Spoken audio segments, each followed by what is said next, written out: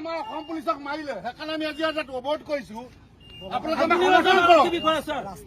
বেয়া হ'ব বুলি নক'ব, কি কৰিব? গ্ৰেপ্তাৰ কৰিব, কৰক। আমি অসম পুলিচক সমৰ্থন জনাবলৈ আহিছো। আমাৰ হিমন্ত বিশ্ব শৰ্মা ডাঙৰীয়াক সমৰ্থন জনাবলৈ আহিছো।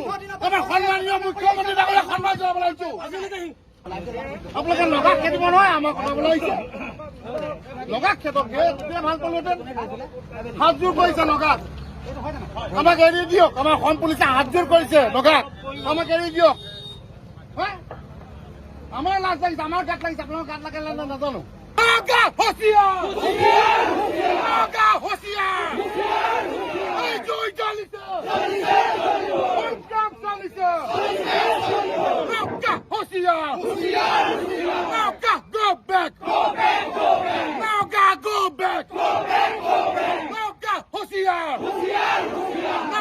এৰি দিয়া নহ'ব, এৰি দিয়া নহ'ব। চাওক, আমি এটাই কথা ক'ব বিচাৰিছো, আমাৰ সন্মানীয় আমাৰ শ্ৰেষ্ঠ মুখ্যমন্ত্ৰী ডাঙৰীয়াক আমি অসমীয়া যুৱ মৰ্চাৰ এটা অনুৰোধ জনাব বিচাৰিছো। যিদৰে তেওঁ অবৈধ বাংলাদেশী উচ্ছেদ কৰিছে, অবৈধ বাংলাদেশী যিদৰে বিতৰণ কৰিছে, সেইদৰে এই নগাসকলকো আমাৰ অসমৰ যি সীমা, সেই সীমাৰ পৰা খেদি পঠিয়াবলৈ আমি তেখেতক পোনপ্ৰথমে আমি অনুৰোধ জনাইছো। এটা কথাই কিন্তু আমি চিধা কথা আমি কৈ দিব বিচাৰিছো, সন্মানীয় মুখ্যমন্ত্ৰী ডাঙৰীয়াই আমাক ধৈৰ্য ধৰিবলৈ কৈছে, আইন হাতত তুলিবলৈ মনা কৰিছে, গতিকে আমি ধৈৰ্য ধৰি লৈ আছো। কিন্তু এটা কথা আমি কৈ দিব পাৰিছো, নগাই যদি কেনেবাকৈ হাতত গুলি বন্দুক তুলি লয়, আমি কিন্তু বাৰুদ তুলি ল'বলৈ বাধ্য হ'ম। নগাই যদি দা তুলি ল'বলৈ হয়, আমি কিন্তু তৰোৱাল তুলি ল'বলৈ বাধ্য হ'ম। নগাই যদি জাতি যুগ তুলি ল'ব হয়, আমিও কিন্তু ধনুকা তুলি ল'বলৈ বাধ্য হ'ম। ইয়াৰ বাবে কিন্তু জগৰীয়াব আমাৰ অসম চৰকাৰ। কাৰণ আমি বাৰে বাৰে কৈ আহিছো যে সীমা সমস্যাটো সমাধান কৰিব লাগে। কাৰণ আজি দিল্লীত আমাৰ বিজেপি চৰকাৰ, অসমত বিজেপি চৰকাৰ, সন্মানীয় মুখ্যমন্ত্ৰী ডাঙৰীয়াই কৰো বুলি ক'লে একোৱেই নাই, সকলোখিনি তেওঁ কৰিব পাৰে। তেওঁ ইমান ভাল কাম কৰি আছে, কিন্তু সীমা সমস্যাটো কিয় সমাধান কৰিব পৰা নাই, আমি সেইটো বুজি পোৱা নাই। আজি অৰুণাচলে কওক, মেঘালয়ে কওক, নাগালেণ্ডে কওক, নাগালেণ্ডত যদি নগাঁৱৰ দপদপনি চলিব পাৰে, অৰুণাচল যদি অৰুণাচলৰ দপদপনি চলিব পাৰে, মেঘালয়ত যদি মেঘালয়ৰ দপদপনি চলিব পাৰে, অসমত অসমীয়া দপদপনি চলিব। চিধা কথা, স্পষ্ট কথা। সৌখিনিত আমি দেখিলো যে আমাৰ এজন পুলিচ অফিচাৰে হাতযোৰ কৰি তেওঁলোকক পঠিয়াবলগীয়া হৈছে। সেইটো কেনেকুৱা কথা? গতিকে আমি এটা কথা অসম পুলিচক ক'ব বিচাৰিছো যে আপোনালোকৰ বন্দুকবিলাকত মামুৰ লাগিব, আপোনালোকে প্ৰয়োগ কৰক। নগালেণ্ডত এক মিনিট কুণ্ঠাবোধ নকৰে, গুলি ফুটুৱাবলৈ, ডাইৰেক্ট হপিয়াবলৈ আমাক এই টেক্স বিচাৰিছে, আমাৰ বৰ্ডাৰৰ মানুহক গৰু ছাগলীলৈকে টেক্স বিচাৰিছে।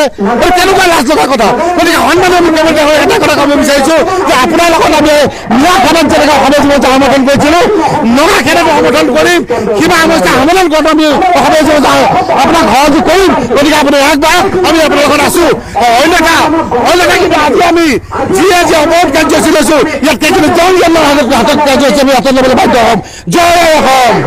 আমি নগালেণ্ডক আৰু নগাক আমি সকীয়নি দিছো, আৰু লগতে মুখ্যমন্ত্ৰীক আমি ক'ব বিচাৰিছো যে নগালেণ্ডৰ সীমা সমস্যাটো সমাধান কৰিব লাগে। কাৰণ নগাই বাৰে বাৰে আমাৰ অসমীয়া মানুহক অত্যাচাৰ কৰিব, অসমীয়া মানুহ পৰা টেক্স ল'ব।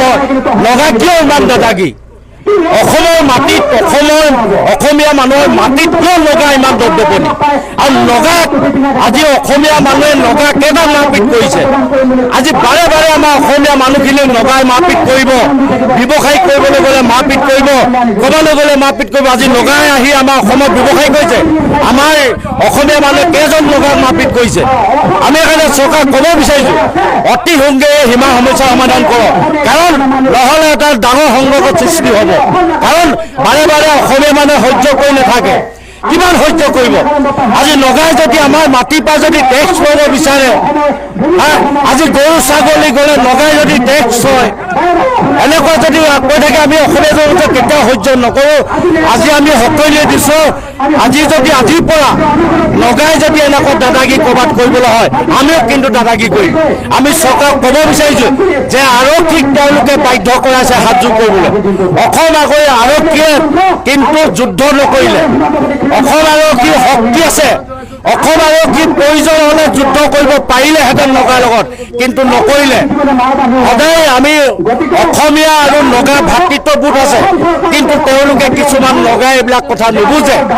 আৰু সেইকাৰণে আজি আমি কাৰ্যসূচীৰ জৰিয়তে চৰকাৰক আহ্বান জনাব বিচাৰিছোঁ, নগালেণ্ড চৰকাৰক ক'ব বিচাৰিছোঁ, এই সীমা সমস্যা সমাধান হওক আৰু নগালেণ্ডৰ যি নগা দাদাগিৰি বন্ধ কৰিবৰ বাবে আমি দাবী জনাইছোঁ।